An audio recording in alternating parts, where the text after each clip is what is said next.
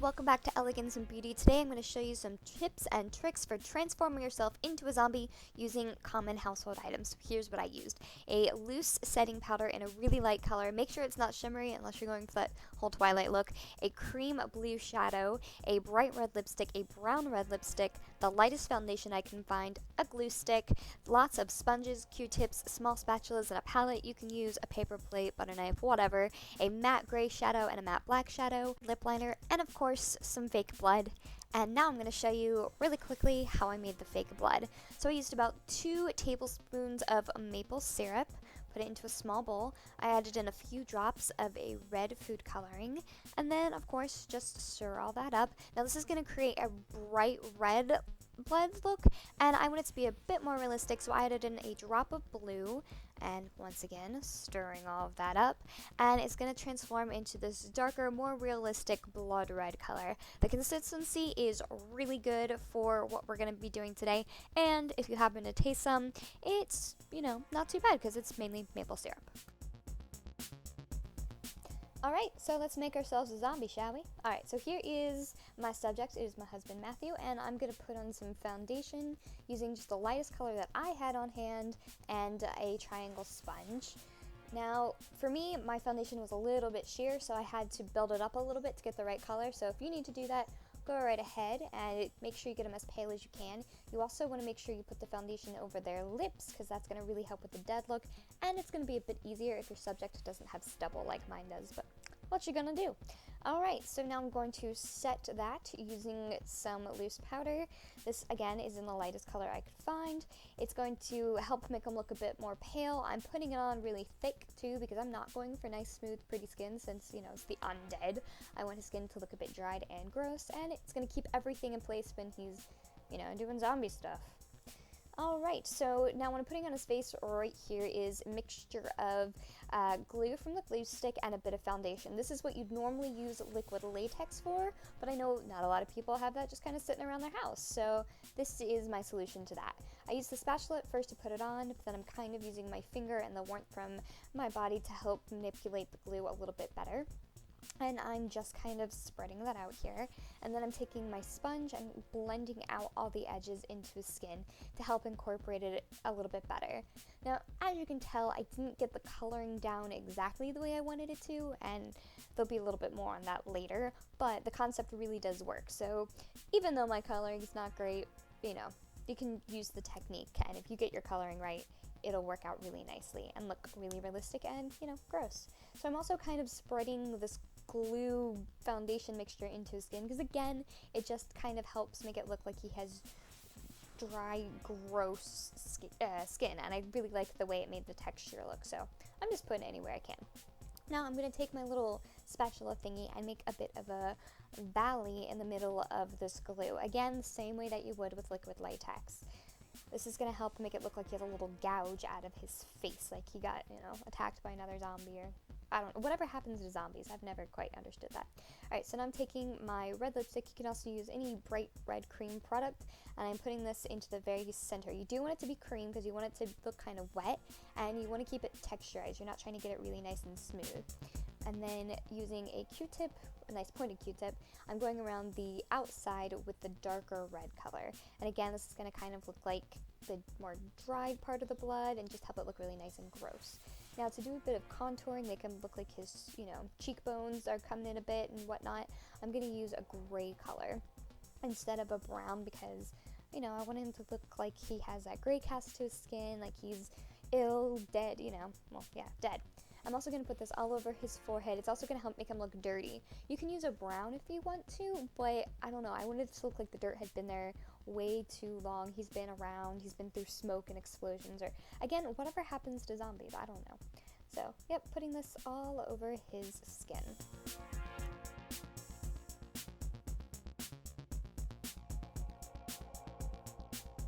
Alright, so I'm using that same gray eyeshadow, and I'm just going to put it underneath his eyes here. I'm trying to make it look like his eye sockets have kind of sunken in the same way I did to his face.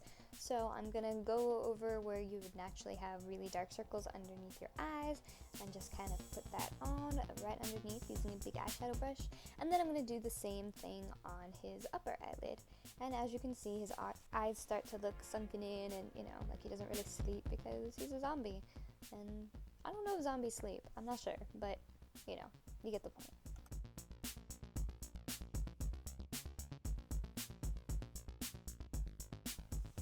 Alright, so what you would be seeing now, if my hand were not in the way, is that I'm using a red-brown lip liner pencil and just kind of drawing a veiny-like effect on his face. I kind of want it to look like he had a virus taking hold, or, I don't know, whatever, but I just thought it looked cool and helped with the whole zombie effect. So as you can see, I'm just kind of making a line and then making a whole bunch of branches coming off of it. Really simple. And I'm going to do it in a couple different places on his face. And yeah, really simple, really easy, but I really liked what it added to the effect.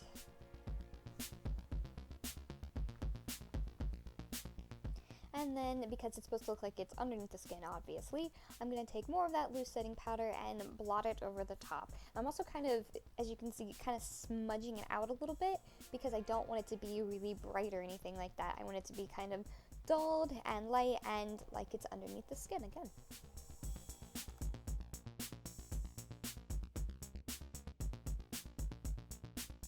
And it's time to give our zombie another injury. So I want this one to kind of look like he got hit in the head with a blunt object and like it kind of scraped the skin sort of thing.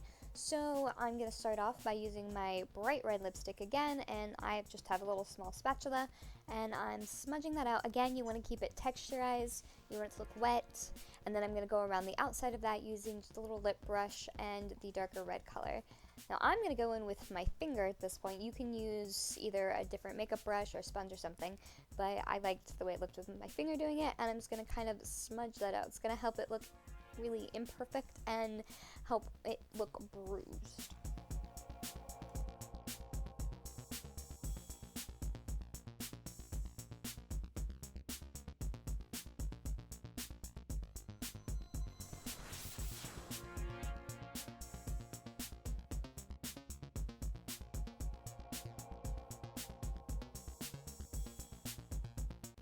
Alright, so going back to the little gouge mark, I'm taking some loose powder and a sponge and just kind of trying to blend it in a little bit better. It doesn't look too bad on camera, but in person the color difference was just too much for me and it really bothered me.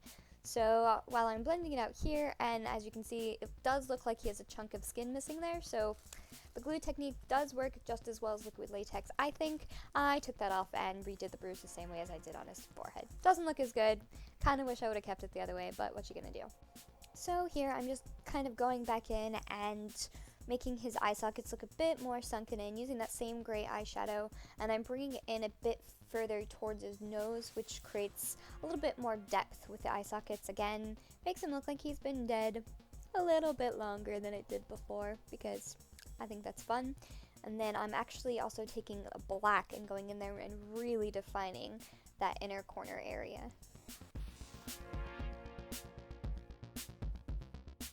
Now for the fun part. Warning, this will get messy. It's got food coloring. If it gets on your clothes, if it gets on the floor, it will probably stain. It didn't stain his skin. He had no problem getting this off of his face, but just be warned, this is messy. So I'm taking my blood mixture and a Q-tip and I'm putting it inside his different wounds, and I'm kind of putting it on quite heavily so that it will make a nice slow drip down his face, which I thought looked pretty good. And then I'm also going to kind of just smear it all over his mouth like, he's been eating brains and other grossness. And I kind of have a little bit of blood dribbling out of the corner of his mouth. Kind of looks a little more vampire-ish than I meant to by doing that, but I don't know. I still think it looks like he's been munching on brains and whatnot, doing zombie stuff. Again, just adding a little more blood to his wounds. And then here I decided to go over the different veiny parts with the blue cream product that I have. It's going to create kind of more of a purple vein look, make it look, more like veins do underneath the skin, and just help everything look a bit more realistic.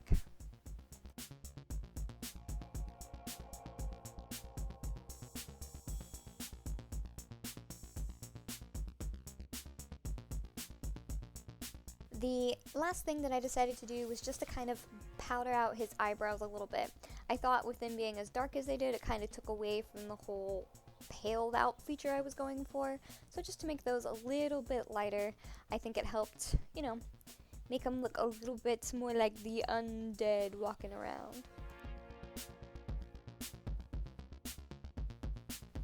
Alright, so here you have the finished zombie look. If you're wondering, the whole thing only took me about 30 minutes, and that was with taking off the gouge. It looked a lot better than that, and redoing it, and even making up the blood mixture and everything like that. And everything that I used for this was stuff I already had around the house, so there you go.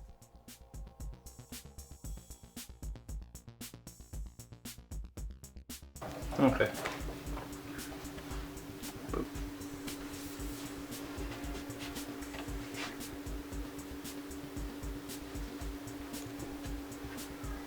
You're disgusting.